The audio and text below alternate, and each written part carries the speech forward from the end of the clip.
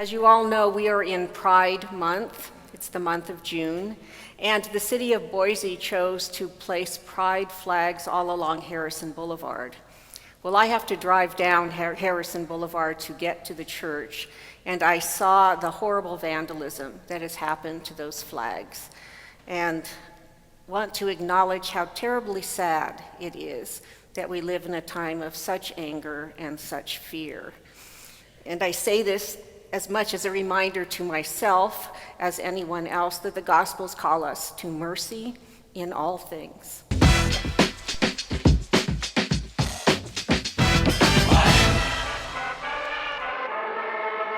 My name is Irene. I'm one of the pastors here at Cathedral of the Rockies. So 2 weeks ago, we began a conversation about what we Christians might learn from people of other faith or people of no faith at all. Today we're going to talk a bit about a group that's actually rather close to home for many of us. These are the people who once sat among us but have left organized religion and likely will not come back. I have a really hard statistic for you. It's hard to even say it. In the last 25 years, 40 million people have walked out of the churches in the U.S. That's across all denominations. I guess we have a sense of that, but to see that number, I found it hard.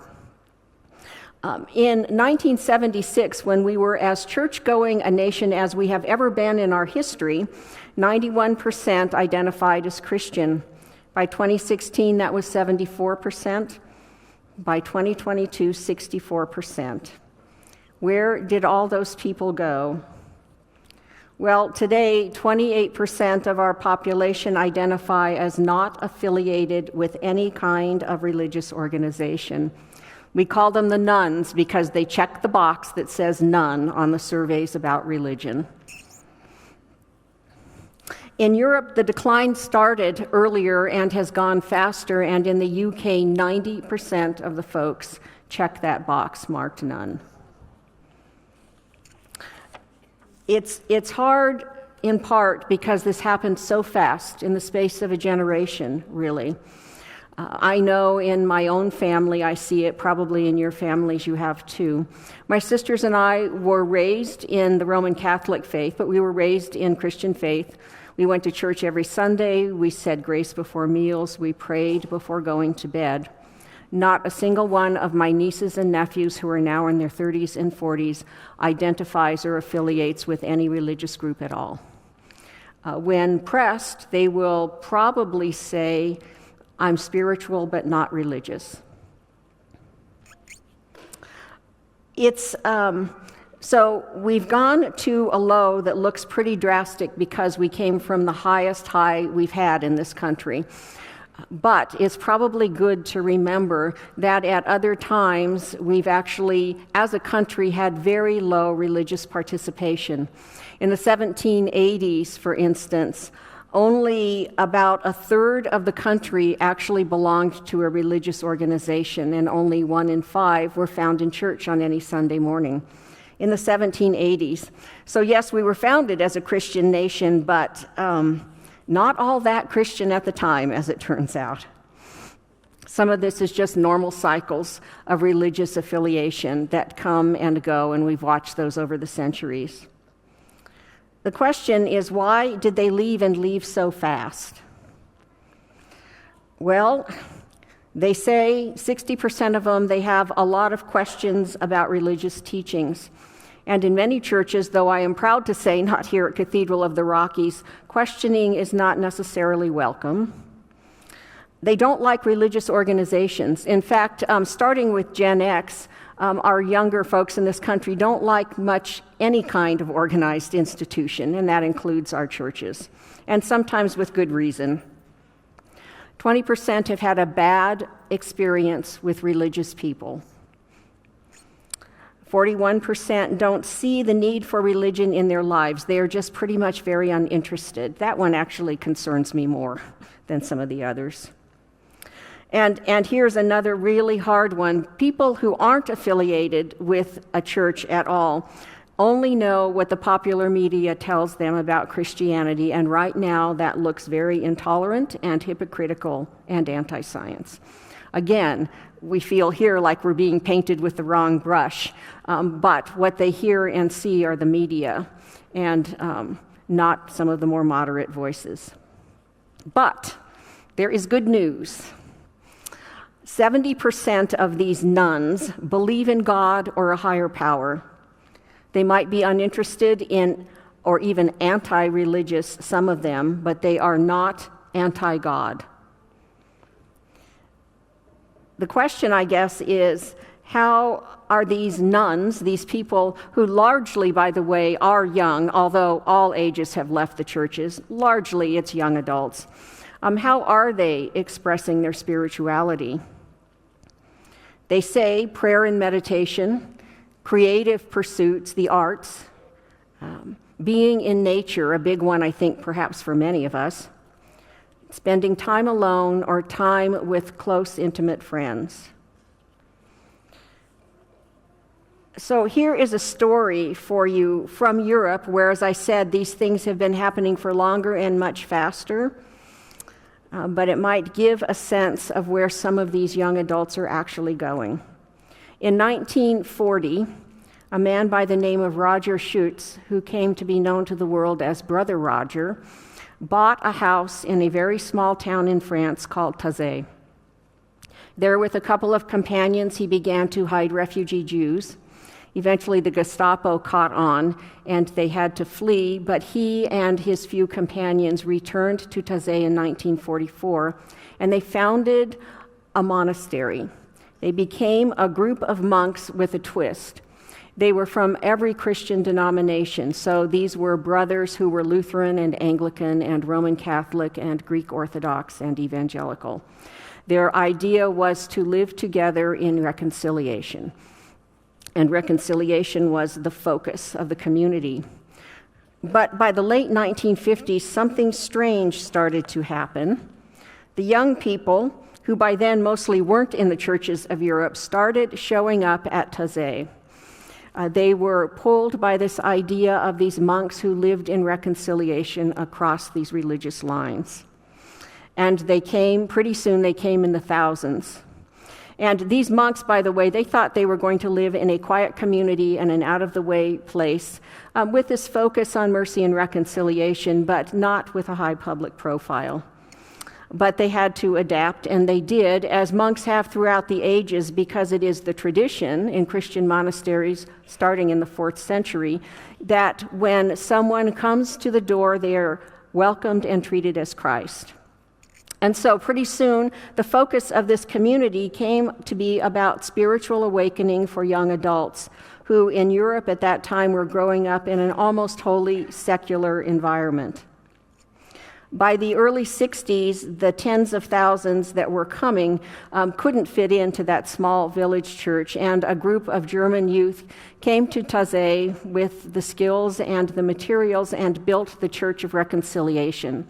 At that time, it held 2,000 sitting on the floor. The church at Taize never had chairs or anything. It's just a whole bunch of young people sitting cross-legged on the floor. By 1971, though, 6,000 young people wanted to come for Easter Sunday, and they had to adapt again. And what they did, these monks, is to break down the back wall of the Church of the Reconciliation and attach a great big circus tent. So I don't know if you can imagine being church people and knowing how churches work, but imagine in a couple of weeks knocking that wall out and adding a circus tent because we had pilgrims coming. But they adapted. Today, every August, 100,000 youth, these are people 18 to 30 roughly, show up at Taize. We have that, yeah. This is a picture. This is the Church of the Reconciliation at an evening service. I actually have opportunity to see a lot of this particular church online, and I never see it, but that I think of the passage from Matthew when I look at all those thousands of young people. For where 2 or more are gathered together in my name, I am there among them. So at Taize, what they say, and comes from one of the brothers, is here nobody tells you what you have to believe or what you should do, but we listen to the Gospels together. We are all looking in the same direction. At Taize, as in monasteries throughout the ages, everything is free. The food is extraordinarily simple, I am told, but it is free. People stay in bunks, in tents. They get up pretty early for a Bible reflection and then a time of silence and then a time of gathering in small groups and talking to one another. They have lunch, and then after lunch, the brothers run workshops on various topics, usually having to do with the Gospels. And then in the evening, they have a candlelight service, much like the one you saw there.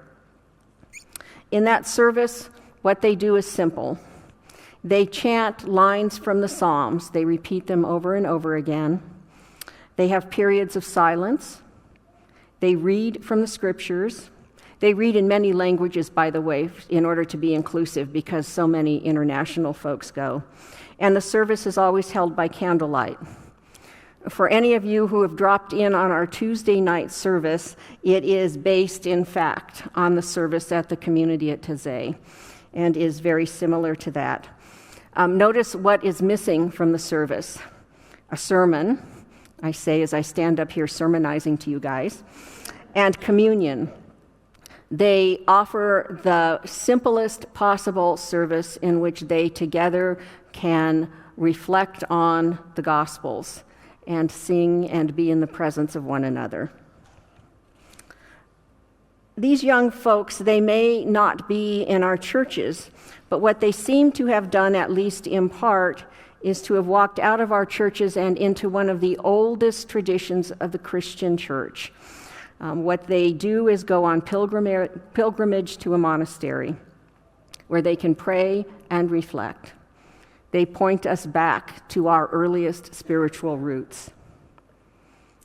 When these non-religious young adults ask about what they want in a service, should they ever be willing to come back in a church, and this is something that gets talked about a lot in churches, as you might imagine, what they tend to say is this: they want a place where they can be quiet and practice some type of prayer and meditation.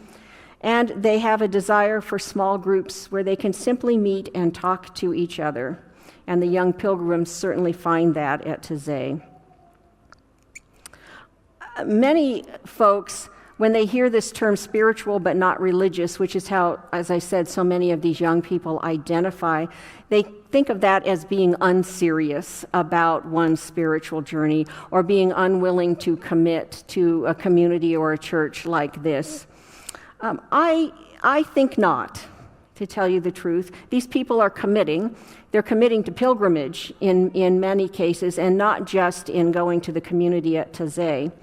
What we also know, thanks to Pastor Dwayne, who's just returned from walking the Camino de Santiago and walked the whole length 2 years ago and told us a lot about it, is that there is this practice of pilgrimage also in Europe.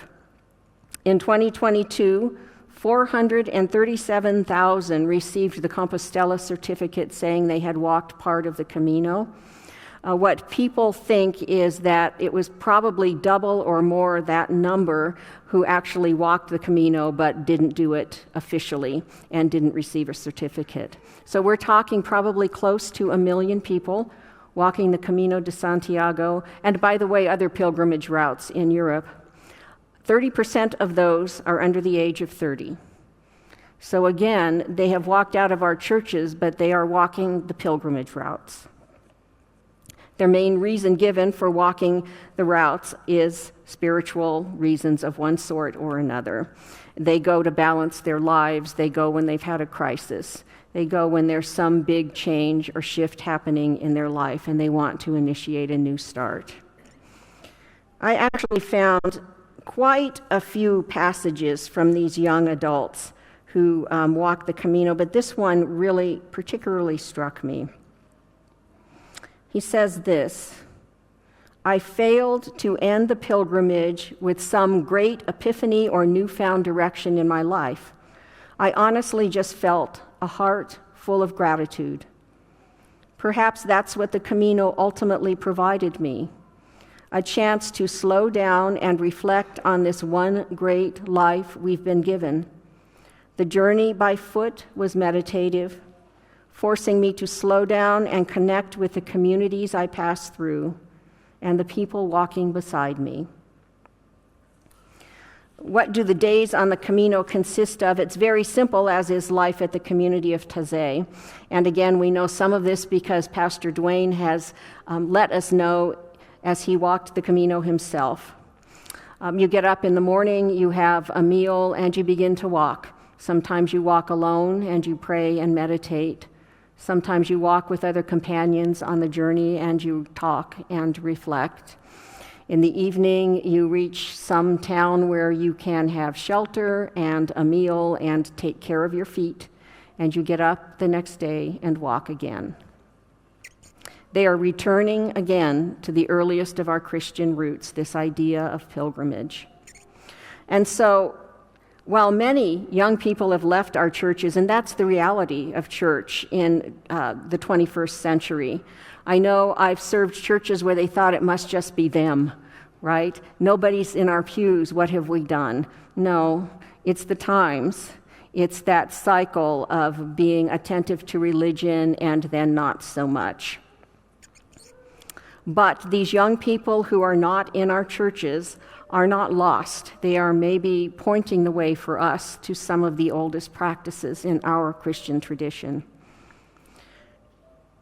I want to end with a passage from Brother Roger of Taize. And it is for us, the older generation, to listen, never to condemn.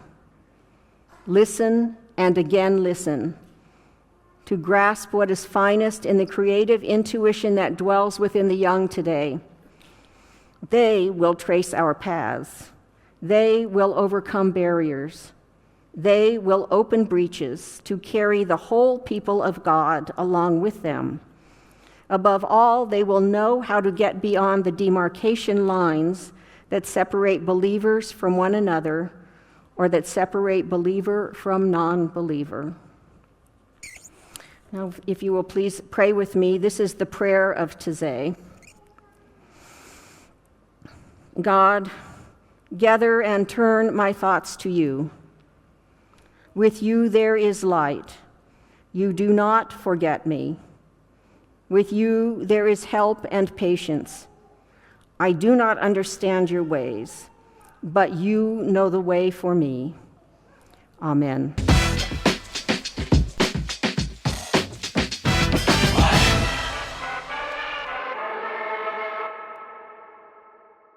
Don't forget, friends, that Pastor Irene leads a service every Tuesday at 6:30 in the chapel, our candlelight service, a contemplative service, some meditation, some singing, some silence. It's a beautiful service, even through the summer. I encourage you to come and join us sometime in the room, in the chapel, Cana Chapel, 6:30 on Tuesdays.